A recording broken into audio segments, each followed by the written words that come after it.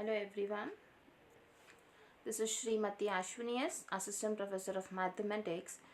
The previous sessions we have discussed about bounded sequence, unbounded sequence and what a limit of a sequence is. In this session we would be discussing important concepts of convergent sequence, divergent sequence and oscillatory sequence. Let's see the definition of convergent sequence. A sequence AN is said to be convergent if AN tends to a unique finite limit. That is, when we solve the problem, we would be getting a finite answer. That is, AN is convergent if there exists a unique real number L such that limit n tends to infinity, AN value becomes equal to L. We say the sequence AN converges to L. Now let's see the other definition.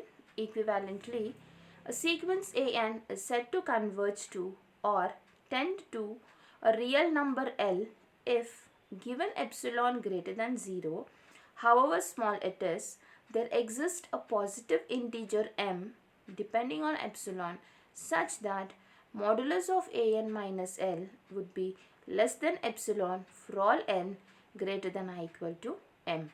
The real number L is called the limit of the sequence AN. Now let's look into the few problems. So I have a sequence as 1 by n. So when I take limit n tends to infinity 1 by n, you know when n tends to infinity, we get 1 by infinity, that's equal to 0. 0 is a finite value, therefore it is convergent. Now let me consider your next problem, which is 3n plus 4 divided by 4n plus 5, and the example says it converges to 3 by 4. Now let's see how to solve this problem. I would be taking limit for both numerator and denominator. So what I do is I take n common from both numerator and denominator. When I take n common in the numerator, I would be getting limit n tends to infinity, n into 3 plus 4 by n divided by n into 4 plus 5 by n. Here n and n gets cancelled, then I will be applying the limit as n tends to infinity. 4 by infinity becomes 0, 5 by infinity becomes 0. So the problem reduces to 3 plus 4 divided by 4 plus 0, that's equal to 3 by 4. This is a finite value, therefore the sequence converges to 3 by 4. Now let's see the definition of divergent sequence.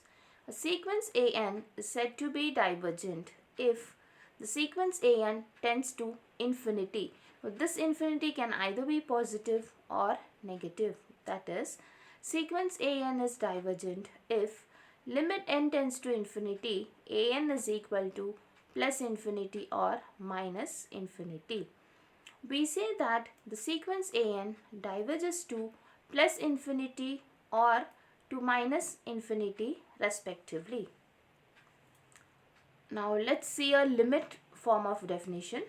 A sequence AN is said to diverge to plus infinity if given any positive real number capital K, however large, there will exist a positive integer m depending on K such that AN is greater than K for all n greater than or equal to m.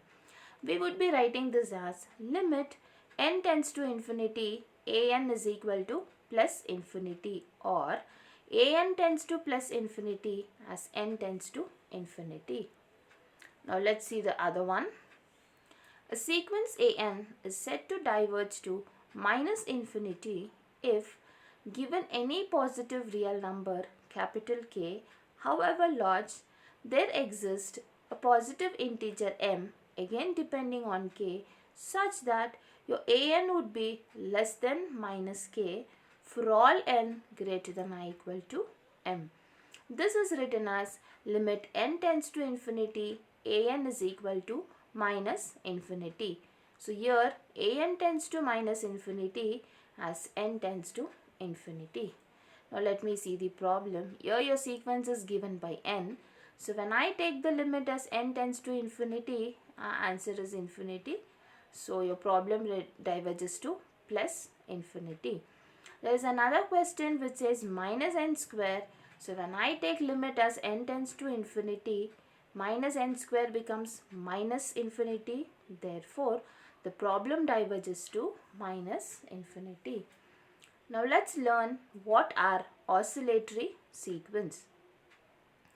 A sequence AN is said to be an oscillatory sequence if the sequence neither converges to a finite number nor diverges to plus infinity or minus infinity, which means to say it is neither convergent nor divergent. There would be some values which would be fluctuating between 2 or 3 values. Oscillatory sequences are of two types. So let's see the two types in detail. The first one, a bounded sequence which does not converge is said to oscillate finitely. Example, we would be considering the sequence minus 1 raised to n. You know the value of this is plus 1 and minus 1. So it oscillates finitely between plus 1 and minus 1. Since when I take the limits n tends to infinity minus 1 raised to n, I would be getting plus 1 if n is even and minus 1 if n is odd. Therefore, we say the sequence oscillates finitely, that is between minus 1 and plus 1. The second one, an unbounded sequence which does not diverge is said to oscillate infinitely. So the sequence minus 1 raised to n into n oscillate infinitely between minus infinity and plus infinity.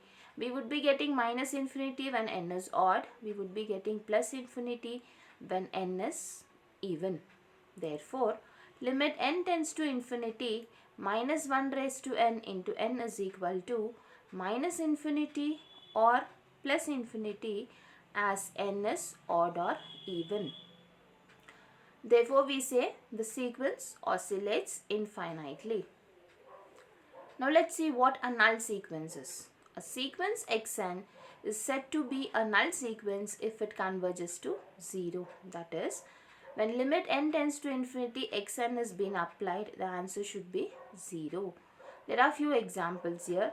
1 by n and 1 by 2 par n are null sequences because when our limits are taken as n tends to infinity, they become 0. Now let's learn few theorems. This one is a very important theorem. The statement says, prove that every convergent sequence has a unique limit, or prove that a sequence cannot converge to more than one limit. We have seen few examples there. You know, if a sequence is convergent, then there would be definitely a single limit only, which is nothing but a unique limit. Let's see the proof. So let's consider AN to be a convergent sequence. We have to show that AN has a unique limit. If possible, we would be considering limit n tends to infinity AN to be equal to L1 and limit n tends to infinity Bn to be equal to L2, where L1 and L2 are two different distinct limits. We assume that L1 is not equal to L2. If L1 is not equal to L2, then there exists a real number epsilon greater than 0 such that their modulus will be equal to epsilon. Call this as equation 1.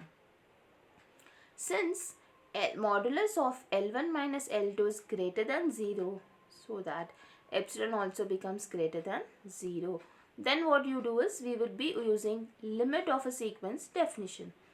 By definition of limit of sequence, there exists m belongs to natural number n such that modulus of an minus L1 is less than epsilon by 2 for all n greater than or equal to m1. Let's call this as equation 2. Why is this possible? Since n tends to infinity, an is equal to L1. Similarly, by definition of limit of sequence, there exists m2 belongs to n such that modulus of an minus L2 is less than epsilon by 2 for all n greater than or equal to m2. Let's call this as equation 3, and this is happening only because limit n tends to infinity an is equal to L2. Now let m is equal to minimum of m1 and m2. Let m is equal to maximum of m1 comma m2. Then from equation 2 and 3 we get modulus of an minus L1 is less than epsilon for all n greater than or equal to m, and modulus of an minus L2 is less than epsilon for all n greater than or equal to m. Now let's consider modulus of L1 minus L2. Now what we do is we add and subtract an here. We re-simplify it and write it as an minus L2 as one term and an minus L1 as one term. You know modulus of x plus y is less than or equal to mod x plus mod y when we separate them. So using that property we would be getting less than or equal to modulus of an minus L2 plus modulus of an minus L1. This is less than or equal to epsilon by 2 plus epsilon by 2. That's equal to epsilon for all n greater than or equal to m. Therefore, modulus of L1 minus L2 is less than epsilon for all n greater than or equal to m. This contradicts our assumption that modulus of L1 minus L2 is equal to epsilon. Hence, our assumption L1 is not equal to L2 is wrong. Therefore, L1 is equal to L2. Therefore, every convergent sequence has a unique limit. Theorem 2. Prove that every convergent sequence is bounded is converse true, justify. So, let An be a convergent sequence converging to L for all epsilon greater than 0. There exists m belongs to n such that when we use a limit definition by modulus, we get modulus of an minus L is less than epsilon for all n greater than or equal to m. When modulus is removed, we would be getting minus epsilon is less than an minus L less than epsilon for all n greater than or equal to m. What we do is we will be adding L on all the sides of the inequality, which gives us L minus epsilon is less than an less than L plus epsilon for all n greater than or equal to 1. So next what I do is I take K1 to be minimum of all the values A1, comma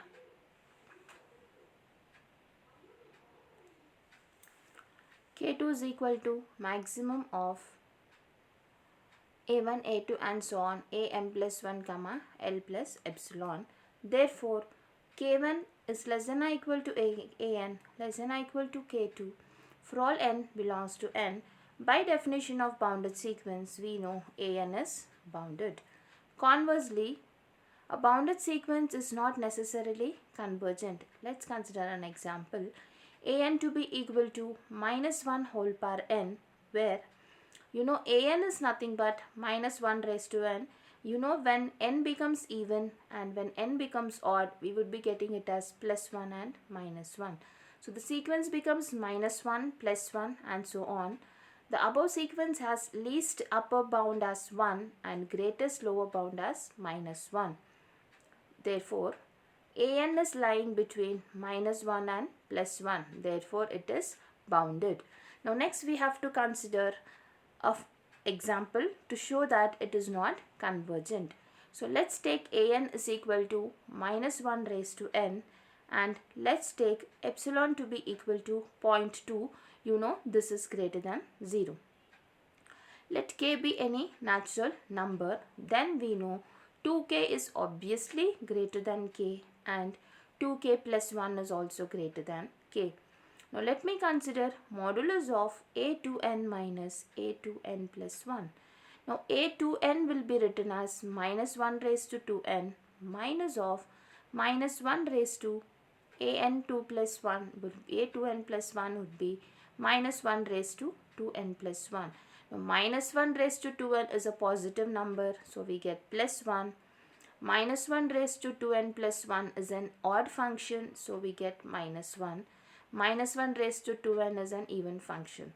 So I would be getting 1 minus of minus 1, which is equal to 2, which is greater than 0.2, which is epsilon.